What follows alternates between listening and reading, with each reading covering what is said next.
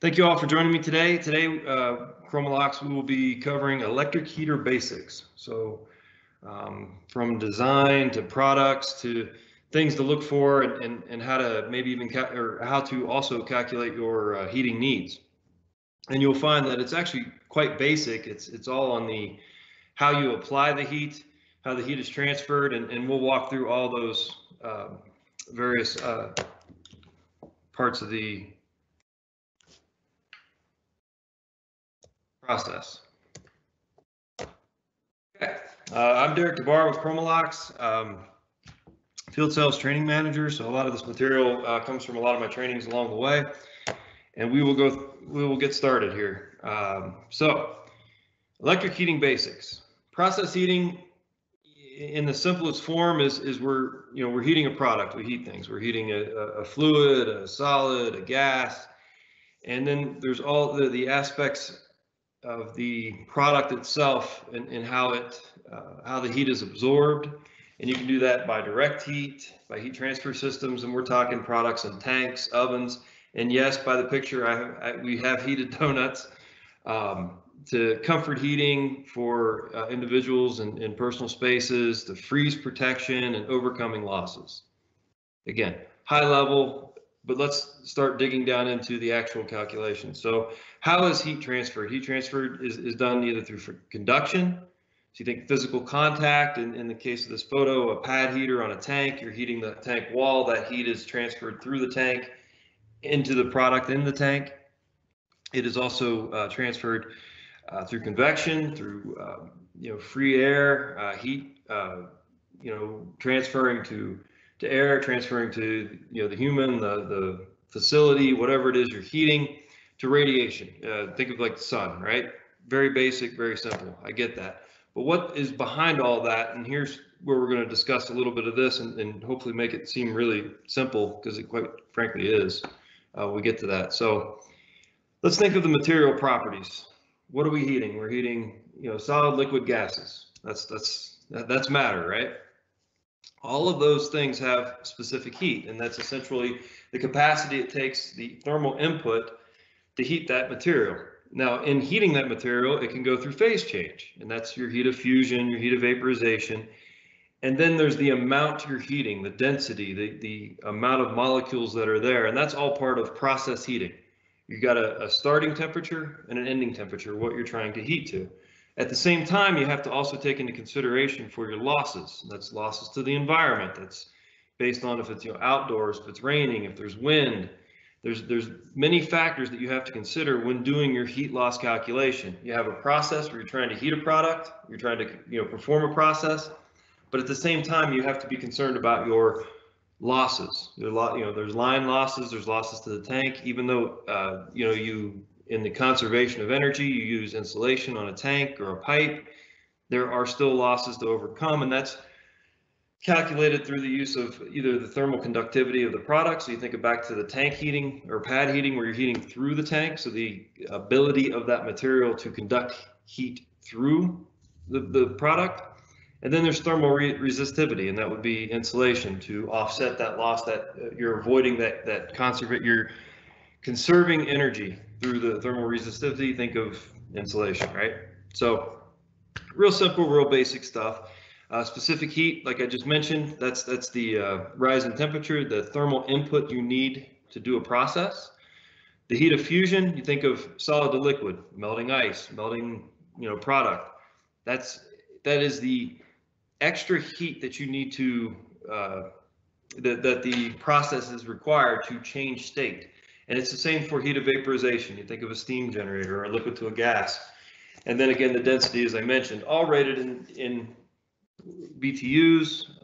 Obviously, there's other rating mechanisms, but your most standard common calculations are BTUs, and then we correlate those to kilowatts, which is the thermal input electrically we are designing units for and your heat loss. Thermal conductivity, again, the ability of material to pass heat through itself. So not only do you want good thermal conduction if you're trying to use it to heat something up, so you think of a heat exchanger, right? In some cases, if you're trying to conserve energy or offset your losses, you're more concerned about thermal resistivity, which would be the ability for material to resist the heat flowing through it. So you think of your jacket in the winter or insulation on a tank, same scenario. So again, talking all the same thing, heat of fusion, heat of vaporization, you remember that as phase change, your specific heat, and it's all boils down to a really, really simple calculation. You add up those three stages that you're trying to do. Some may not exist. If you're doing, say, batch heating, you're just worried about temperature change of that product. If you're doing phase change, you need that extra, heat of vaporization to create or to change over to a gas. And then you're worried about losses. In some cases, losses aren't a consideration, but those are the three main components of doing your heat loss calculations. And so we're electric heaters, so we rate all of our stuff in watts, the output of wattage, and that correlates to 3.412 BTUs per watt, or we're obviously dealing in higher kW or wattage, so you think of kW is 3412. You'll notice that used in the calculation consistently. So change of temperature, you've got a product, water, gas, oil. It has a specific heat. You have a certain mass, the volume that you're trying to heat. You take the volume times the specific heat times the change in temperature, gives you the BTUs, the thermal input required to do whatever process you're trying to do. From there, you turn it into kW by dividing by 3412, which I'd mentioned previously. And then the other important thing to note is your specific heat. That's the thermal input over time. So that kW calculation that you get, or that thermal input, is in hours. The reason I bring that up is this happens a lot where people do the math. I need X number of kilowatts, 100 kilowatts to do a process, and they don't realize, well, if I have all day to do that, then you need to now cascade that over time, and you may not need as much thermal input as you might have thought. Or inverse of that, if you're trying to do a process really, really fast, like saying you have a repetitive process, a flow rate, something over time, you just want to keep that in mind when you're doing your heat loss calculations. So change of phase, again, that thermal mass, this is the thermal input that you require to change the phase, melt a product, vaporize a product. And those are also given with the specific heats in any charts. When you obviously Google it or look it up, or any process you're given will have those ratings. And it's the same calculation all over again. It's a thermal input based over mass, 3412. Again, simple calculation. I just wanted to start here because this is going to correlate that into all of our products, our watt density, and everything I'm going to talk to you about here shortly. Your losses are based on surface area, so the exposed area to where you're going to lose heat. So that's ambient temperature, Arctic temperature, maybe it's in a freezer.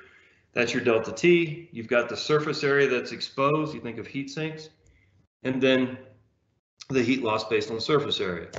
That also correlates to what I mentioned earlier, the thermal conductivity or resistivity, your insulation, basically. So if you're trying to offset losses, the thicker the insulation, the less heat you need. If there's no insulation, the greater the loss. And there's an easy calculation to do it based on square footage. It's even in the back of our catalog as I illustrate there, but it is a real simple calculation. And here's where we apply the laws of conservation of energy. You're heating a product for a certain reason. Let's conserve the energy with insulation. We can apply heat trace in this case to offset the losses, but that's the basic iteration of good heating design, thermal loop. So I covered that really, really quick because that was a little bit of the basis of everything I'm going to cover going forward. So you're dealing with electric heaters. It's Chromalox. What can I say? We talk about watt density. Now, if you're in my previous presentation, I talked about how our electric heaters are put together, and basically they're industrial resistors. You apply a voltage to a certain resistance, you get a certain thermal output, heat. Now, the reason I mention it that way is you may notice in the picture down below, it looks a lot like an exchanger or a shell and tube exchanger, if there's some mechanicals listening to this. And it is, it really is. Only instead of having a heat transfer fluid on the tube sheet, we obviously are creating heat internally from electric. And as that's done, you've got an output. An output's based on the resistance. You think Ohm's law. I'll talk about that in a minute. But you got a certain voltage applied to a certain resistance gives a certain wattage, a certain heat output. Well, you take that heat output, and that's your heat flux for mechanicals listening. So your heat flux on a shell and tube exchanger in the electrical world, that is our watt density. And our watt density is as simple as that. It's the output of your heater based on the surface area it's applied. So we can make, I always tell everyone we can make a 5 kW heater the size of your pen. We can make one the size of your car. Which one's running cooler? Which one's running more intense? And hence, that's where we get our watt density and the watt density calculation. Now, from there, to apply it, you have to be a little bit more careful. We got a lot of charts and graphs and things that give you recommendations, but quite frankly, you have to step back and think of two things. One, what are you trying to heat? So your product, let's say it's an oil or some kind of chemical that has a critical temperature, we want to stay below that. And then you have to think of what material you're using. And the limits to the materials have nothing to do with Chromalox, they're just materials in general, and I kind of illustrate that there. But you'll find the charts, they'll say a general rule of thumb is 45 watts for water. But in reality, we do designs up to 100 watts per square inch. It all depends on what you're doing with the water. Are you vaporizing water? Are you, is there a huge volume of water and there's so much thermal mass that it doesn't take the heat away? So it's not a hard and fast number. It's just a good rule of thumb to start. Again, all considering what is the application. And then of course we go to carbon steel or stainless or something more, a little bit Incolloy, Inconel. We've done titanium for corrosive surfaces. All those materials have a critical point of themselves that you can't exceed. So you work around that, you take process temperatures, you correlate that to your watt density, and then you start to get a good design. You can honestly take a process application and give it to 5 or 10 different people and get a slightly different design. It's not to say one's better or worse, but one is likely to be more optimal. And that's kind of the history and the support that our Chromalox would give you in the design of your process, but it's certainly something you need to consider as well. And as I'm pointing out, if you don't consider it, you get into situations like this. So in the case of the one up above, completely overheated, you can start scorching your product, like you see the heavy scaling there, or quite frankly, in the bottom right, you can end up melting a tank. Again, probably not on paper we would call it critical application, but when you think of how it's applied, you step back and say, hey, what are we doing here? Well, quite frankly, you can cause some problems. That's where you start to look at, you take the standard charts for watt density and the process you're looking at, how intense that element needs to be, that watt density. But then what are we actually doing? Again, if you've got good control, no problem. If you've got, good heat transfer, a large volume, whatever that is, high flow rate, no problem as well. We might be able to bump up the watt density, make your heater smaller. Maybe you have more time to go through the process, and maybe that's just a control scheme, and you can step it out. But kind of to my point, think of your process in relative to what? We do industrial heating, no problem. We have all those products I covered last week. How you apply it and what you're actually doing needs to be a part of what you consider when selecting your heater, designing your heater, and is all, quite frankly, the basics of applying electric heat. Now, I show this example because, again, I mentioned earlier, a water, a steam application, we make steam generators, and our heating elements are, on average, 144 watts per square inch. Would I recommend that being a common design for people? Yeah, the heater's 3 times smaller than your typical water heater. So there's cost impacts, there's all kinds of other things that affect that. But if it's designed properly and you apply the right, just basic principles of heat transfer, you can get away with that. And I kind of illustrate some of the flow models on the right because we can do things with baffling. We can do distributed watt density throughout our elements to actually change the heat profile of how the product is, is consuming the thermal input, and optimize your design. So lots of things to consider when you're doing that. So then you get to your heater selection. What am I trying to do? What's best for what I'm trying to do? And this opens up a whole wide variety of options. And quite frankly, that's why you should investigate all your options when you're talking about thermal heating, specifically electric heat. If you know you're going to go electrical, we've got all options available to you. In the case of this, this is, they're steaming the drum, or quite frankly, on the right, it was quick and easy. They put strip heaters on the bottom through conduction through the tank. They're heating the fluid. It's basically a dip tank. Very common application. And my point to bringing that up is now we know a little bit about thermal input, what we need to, how to calculate what we need to do a process. But now we got to think about how we apply it. So back to those electric heating products, and I won't spend a lot of time on this, but we've got from the tubular elements to the strip heaters to the over the side heaters to bolt-on flanged heaters, process air heaters, all of these options available to transfer heat. It's what's most optimal for your process to avoid, first of all, an upset condition where you're burning or scorching your product, to what is optimal heat transfer so the thermal energy goes into what you're trying to do and it's not just lost. So there's all those things to consider. Heat trace, of course.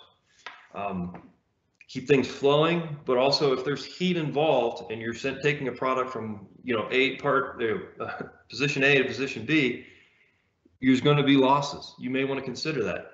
Now, there are some cases where you may not need heat if you have enough insulation, but don't kid yourself, there are still losses. So, certainly something to consider. And then kind of to the point of what technology you select, there's, a dozen different ways to heat a tank, electrically or other, and we're happy to walk through those and show those to you. So now, you may have a typical or a specific product, or you've selected one or two technologies you want to work with. Now you got to think of your application and how that applies and what is the situation. So in the case of third party, what is the third party requirements of your site, your facility, your end customer? Okay, well, we obviously have global certifications on that, but what does that really mean? Well, we're not driving those certifications, we're just meeting those certifications. And whether it's NEMA 1 for these are electrical heating elements, even though the fit form is generally mechanical. They're bolting on with a flange, a screw plug. A lot of times they do get put into the mechanical scope of things. They're run electrically, so you got to consider, what's my area classification? What are the type of enclosures where the electrical connections are made, where the controllers are, and that's where you get into your NEMA 1, NEMA 4, 4X, NEMA 9. We have certifications for all those, and quite frankly, we have some unique in-house designs to match up to that. Special terminal housings that go on our electric heaters. We're not talking the heating portion of it that's in the process. We're talking the electrical connection for the wires. And so then you have to consider, one, what temperature are we running at, and what's the area classification? And from there, we select the right terminal housing, and it's pretty straightforward from there. We do have some unique designs that are even field repositioned. You can actually take them off the flange and turn them around if your conduit openings go in the wrong place. So a lot of different things to consider there. Hazardous areas I mentioned before. And then you got to worry about your material selection for your process. You might select a product, maybe it's an immersion heater or a blower heater. Actually, blower heaters are a good example because quite frankly, we have hazardous rated ones for your hazardous area, but they may not consider corrosives in the air, or it's some certain types of mines have certain processes going on that can be damaging to a carbon steel design, a painted steel design. Maybe you need aluminum fins on the fan. Sometimes you need stainless steel fan, all relative to what it is you're doing. So then you have to select the right material. So that was a kind of a comfort heater example, but if you're doing immersion heating, inline heating, higher temperature process heating, again, there's two things to consider.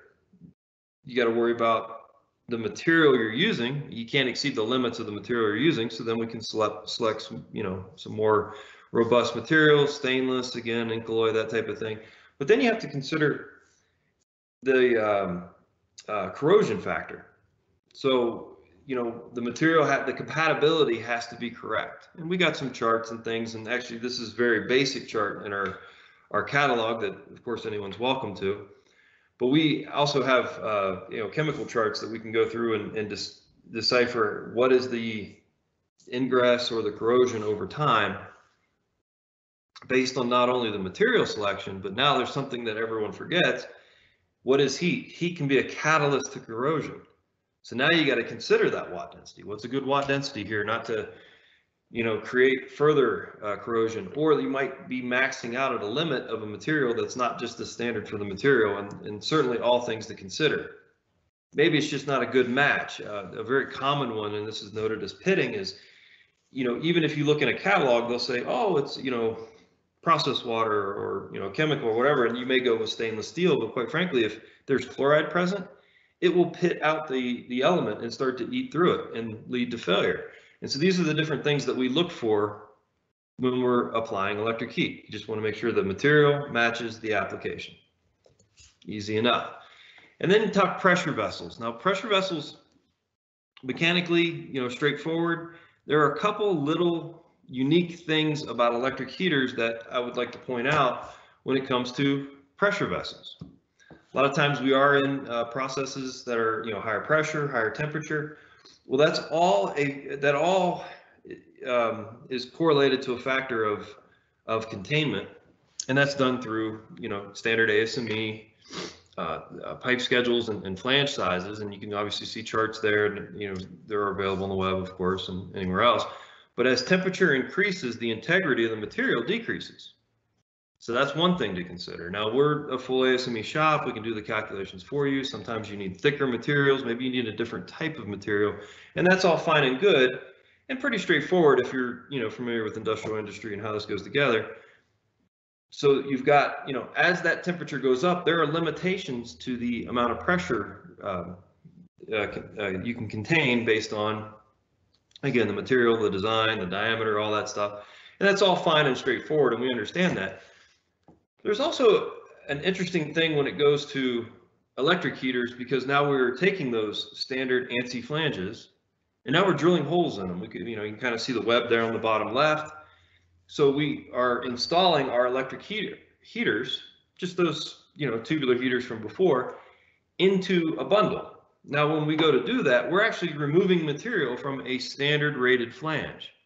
So you not only think of temperature as a factor, so a 300-pound flange may not contain 300 PSI because we're at some higher temperature, or the material might not be right. So those are the things you have to consider when you're putting things together. Now, here's the big one that commonly gets misunderstood between, we'll say, drawing board and product. After we go through and do the calculations, we might, in a chart, in a standard ASME chart, our flange may meet, you may have inlet outlet flanges that 300-pound stainless steel is fine. That's all fine and good, but now back to heat being a catalyst for corrosion, we're also taking material away. Our elements are running hotter because we're heating a process we're transferring heat. So now temperature and less material in the flange have to be considered, and we do the calculations. And you may need a more robust flange heater than you thought, and it gets misunderstood. They're like, well, what if my whole process is 300-pound flanges? Why do I need a 600-pound flanged heater? Well, quite frankly, because we've taken a lot of material away, and temperature is a factor. So, that's one that's misunderstood a lot in material selection and type of flanged heater. So, enough about those specifics. Talking about selection and how these kind of go into the real world. You think of a combined cycle plant, or even pollution control at a facility. Well, here's where the right selection, the right product comes into play. Multiple designs can work, but we want to optimize it. We want to optimize it not only for space, but we want to optimize it for heat transfer. So whatever the process is, there's a temperature, there's a desired outlet temperature, there's a flow rate. So you take that mass, the density, whatever the process is, and you're going to apply the heat, but how we apply the heat can vary in many ways. And so basically that's where the whole design of, do we do it vertically, do we do it horizontally, do it short, tall, vessel size, all of that comes into the design. And these are what they look like in real life. We've got a lot of process flow diagrams that you'll see. But you cut them out, we're a little bit of process, little piece of the process in a lot of these things, but we're where the heat gets transferred. Now you may notice in a lot of these pictures, and that's why I kind of wanted to illustrate this to everyone. In electric heat, if you're traditionally used to using gas-fired systems or other alternative, heat, indirect heating systems, there's a lot of heat thermal loss, either by the burner or by heat transfer, getting the heat over to the process. If you're heating it direct and you're doing it with electric heat, it can be done. That's where the watt density becomes very important, and there's those design considerations. And then we can, quite frankly, put things in line to conserve energy. The unit becomes a lot smaller and compact as opposed to traditional design. So it's definitely something I want you to take away and consider when doing electric heating. Now, in some of the larger applications that are out there, big steam generators, auxiliary boilers, and stuff like that, I mentioned last week, we do have this medium voltage option available. So you think of your distribution lines and all that, direct to our heating elements. Again, as long as we're designing for the flow rate, the flow dynamics, and the heat transfer, this is a great option that's out there, and it's quite frankly underutilized. Air heating, duct heating, I mean, that's where the unit goes on the side. You can see how that goes together. And then tank heating, which is, basically our bread and butter of electric heating. So many different options as I went through last week of how to heat it. Maybe it's surface area, maybe there's a lot of particulates in the tank, maybe there's agitation, and all these things get considered when you're selecting your heating element.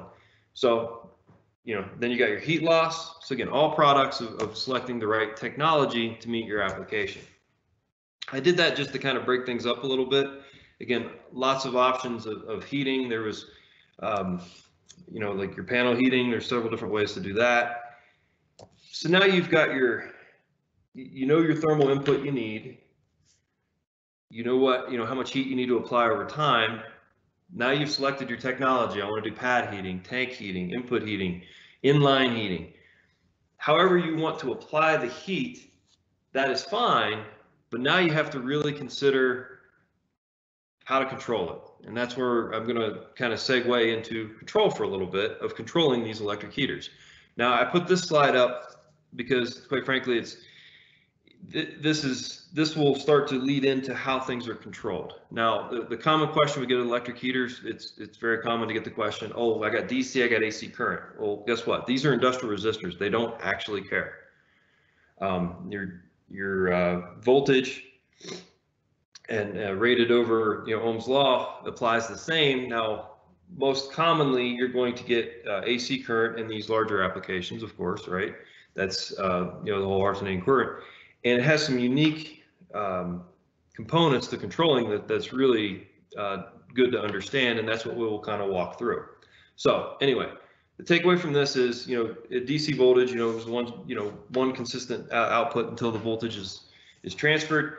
Again, it doesn't matter to our electric heater, the heater side. Now the control makes it a much different scenario, and that's what we're going to discuss a little bit. So segueing to Ohm's law, V equals IR, we heard that from high school science, that's great.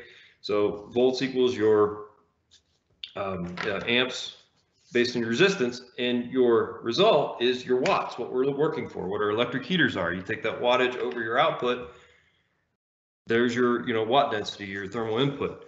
So it all comes together on how you design your electric heater and how you apply it. Now, we make heaters from scratch, we do the coil winding and all that stuff, so we control the resistance, the ohms.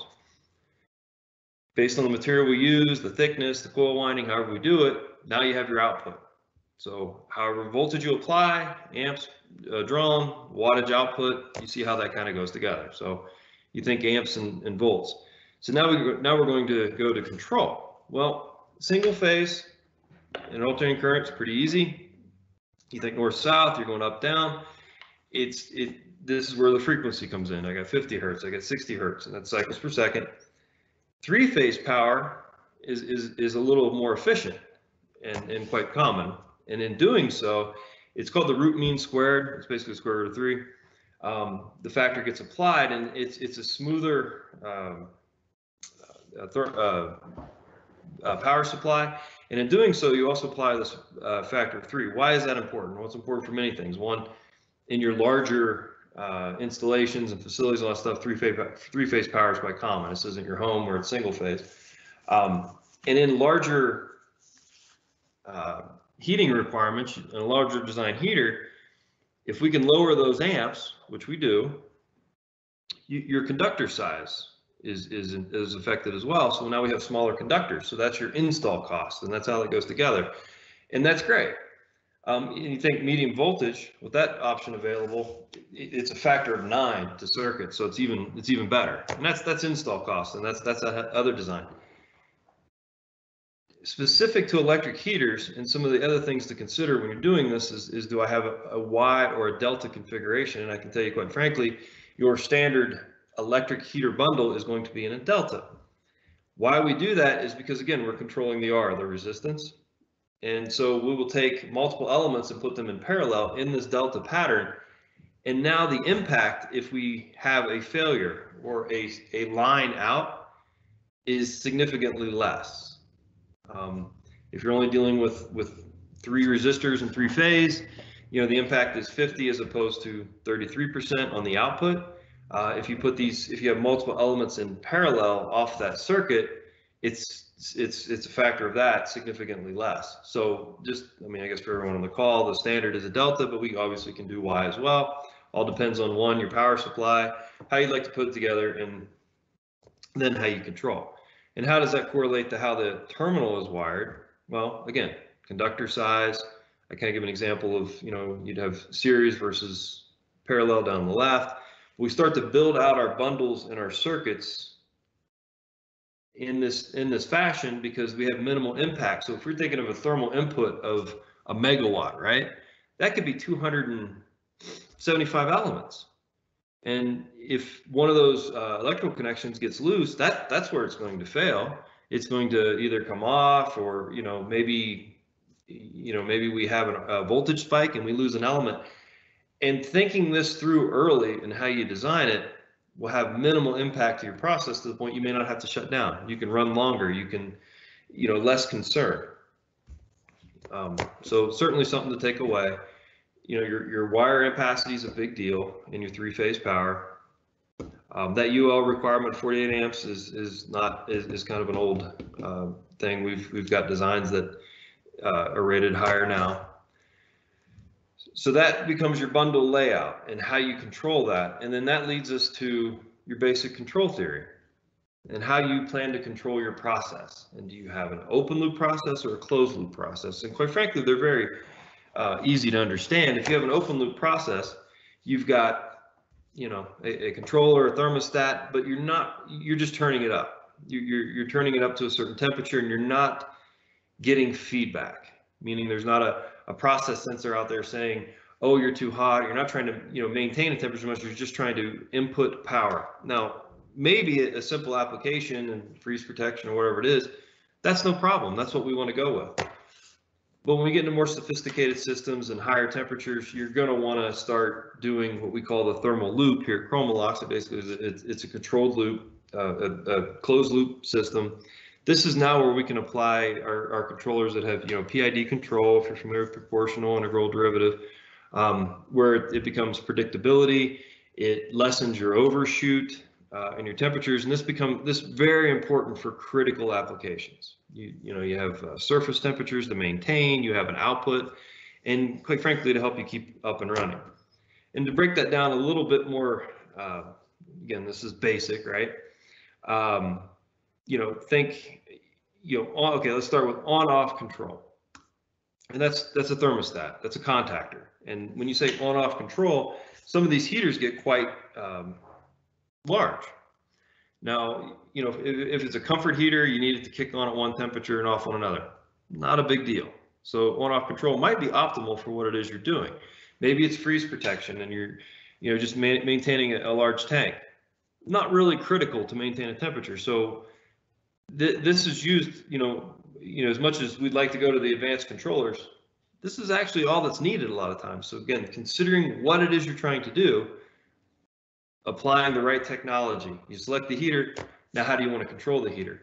Now, if temperature becomes critical to your set point, now we want to start to talk a little more advanced. And I'm just going to break this down really quick because I know we're obviously short on time and I can go long-winded. You think of a proportional band, and we'll have solid state relays that we can now apply and not contactors. Now, you can actually do this with contactors if you have multiple contactors, but if you have one contactor, that's not going to happen. It's full on, full off. But then you start to break it into circuits, and then from circuits, now you can control different circuits based on solid state relays, and we'll get into that. But if you set a proportional band, you think of where your set point is, and your proportional band becomes where you're operating at. So, think above and below your set point. So you take proportional control and a PNID, that's when the solid state relay becomes, very, quite frankly, integral in how this is designed. So now you're doing the predictability. You're going to create a hysteresis of your process, and it might be specific to what you're doing. And our controllers do that already for you. You put in the auto program, stuff like that. But I will dive into PNID control much more in depth in later trainings. But proportional control essentially allows you to maintain that temperature without overshooting, undershooting. You're basically leveling off your peaks and valleys. And you do that mostly through an SCR controller. So if you've got an oscillating current up and down, now how you switch that becomes very critical. And so if you think of a 50, we'll just take 60 hertz, 60 cycles a second, how you break that up becomes how you control that. And if you do that with a contactor, you're quite frankly going to wear the contactor out in no time, right? It can't snap on, snap off, and you're doing it at 100% power. Through the resistance wire and the heating element, if you're switching it on that basis, now this is where the proportional output becomes really easy to do with electric heaters, and at the same time manage that watt density we talked about early on in the presentation. If you're switching at, we'll say 30 cycles, and you switch it at 0, so when that voltage is at 0 on the curve that you see on their screen, one, you're not creating any harmonic distortion for any of other processes, or you think about your power thing, but you're also now switching at 50% power, and that even though you're generating and the voltage is at full voltage, the dissipation from that nichrome wire through the magnesium oxide and the sheath of the element is 50% less. And as the heat dissipates, that's how that really works. And you do that through a solid state relay, which I'm illustrating here. And then we compile those together in SCRs, and those are the silicone controlled rectifiers, it has the SSR on it, and then it has a firing card on how to do the different controlling methods. And just, again, this is a high level overview. There's a couple different ways to do that, and that's something to consider when doing an SSR. Basically, you can do zero cross or phase angle. And what the real key to the difference of that is, if you're doing zero cross and you're breaking those sine wave curves at 0, so that's at 0 voltage, you're not creating any line noise, but you're also still firing at full voltage. So that is something to remember. If you're doing phase angle firing, you're actually breaking up the sine wave, and you're creating some harmonic distortion, which can be trouble for other parts of your processes and motors and drives that are sensitive to that type of thing. But now you're actually firing at a lower voltage. So we have dry out procedures for our heating elements and things like that. Very rarely on our, we'll say 0 to 600 volt heating processes is phase angle really needed for your process. Quite frankly, you'd be with a zero cross most of the time. In the higher voltage stuff, our medium voltage, 4160, 6900, it's needed just because we are firing at a much higher voltage. You don't, if there's moisture present or things you want to consider. But those are basically your two switching methods. And in doing so, you're getting proportional output. When I say proportional output, your thermal input can be proportional. You can have 50% power, you can have 30% power, you can have 35% power.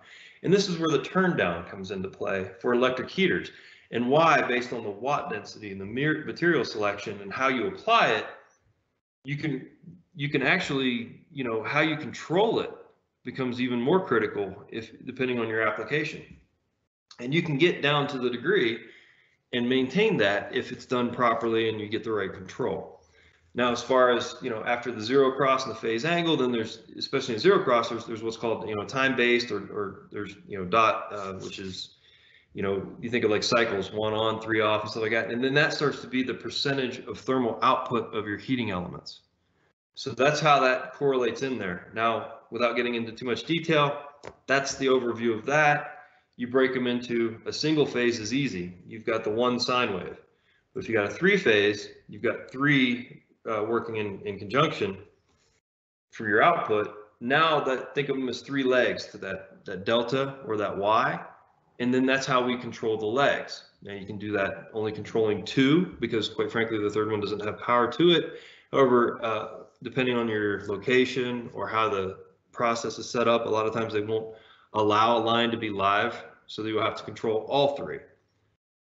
Fine for both. You can still get the performance of the heater you're looking for out of both scenarios. However, if you do need to go phase angle firing, we've got to switch all 3. Something to remember. And in that case, the thing to consider is you're generating more heat, and you got to dissipate that out of your panel. And it's kind of the design stuff that we can get into later discussions. But again, basically, that's all you need to really take away of how to control your electric heater and how to design your heater. Then you've got your sensors. Quite frankly, any of your sensor inputs, all of you will be used to using. You've got your RTDs, your thermocouples, your revolving capillaries, thermistors. No other magic to that is that we're standard sensors. We have a controller that takes the input, and then we put it into a panel. So now you've got the thermal input you need and the considerations that go along with that. Maybe put a safety factor out there if you'd like. Do that over time, however you want to base it. You got your material selection, your type of technology heater you want to apply it with. Now, how do I control it? Now, you might want to go on off, like we talked about with the contactor. That's full on, full off. Might be perfect for your process. And we'll talk about applications and processes in later trainings. Might need SCR, think dimmer switch, right? You're lessening the impact of that heater. You're quite frankly changing the watt density too, how you switch it. And you're able to dial it in a lot closer. You're able to use the P&ID control methodology to offset your peaks and valleys and overshoots, and then you start to apply from that. It gets pretty simple from there. I mean, this is the control panel. Seems like a lot of electronics and a lot of inputs, outputs, and how it's go together, but it's actually really quite basic when you just look at the line diagram based on the actual products involved. And this is a typical heating wiring diagram. On the right would be the heaters, and you see them noted there, delta. And below, past the transformer, is basically your control circuit. So you have a transformer, you'll probably be running 120, maybe 240, and honestly, it goes from there. There's a disconnect switch or a breaker to the panel. There's the transformer for the control circuit. Pretty straightforward. You'll have line fuses to your power because you want to protect your equipment. You'll have the over temperature controller, which is your fail-safe. You'll have your temperature controller, which is the indication on the front where you set how you want the unit to control. Maybe you want a remote shutdown. Maybe you want a remote set point. That can be inputs into our controllers. Straightforward, very simple. Maybe some indication lights on the panel so you know it's heating, and then it's either heat dissipation or panel heating, depending on the area classification and where it's positioned. Maybe it's in the Arctic and you got to keep heat in there to drive moisture out, all kinds of various things. But really, that is quite frankly it with a control panel. Now we can do starters and control other stuff, sure, little add-ons, but it's really that simple. Standard products, industry, how you do it, switch it, and then you're controlling your electric heater and applying it to your process.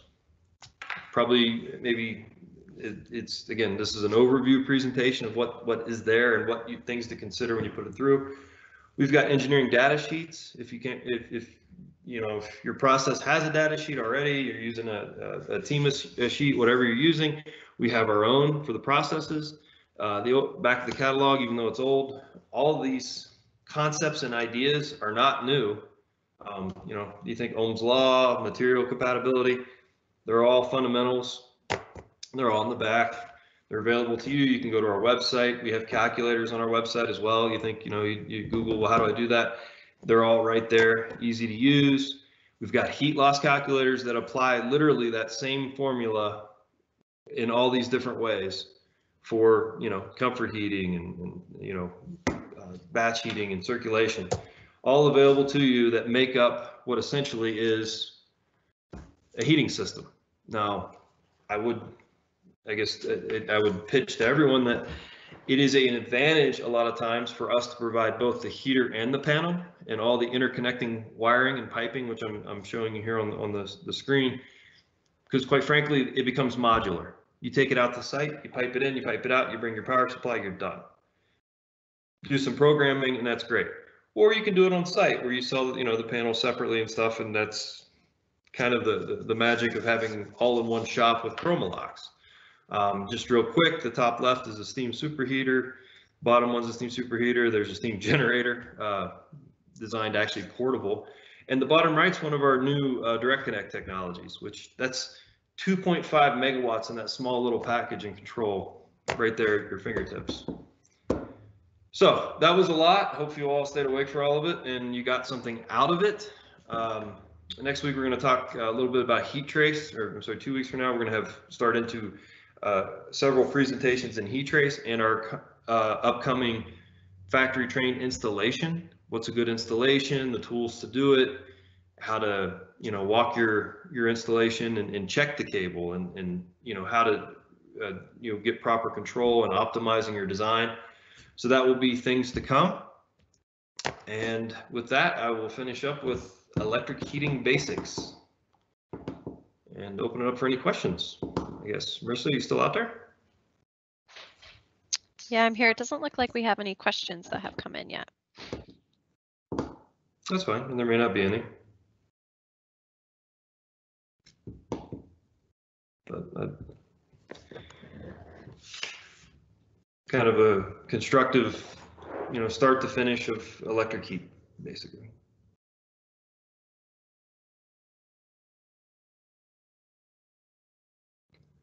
Well, I thank you all for joining us, and hopefully you'll continue to listen to upcoming trainings. We'll get, like I said, more specific in these type of products and technologies going forward. But these first two were kind of an overview to give the basics and to get us started down the path of electric heaters.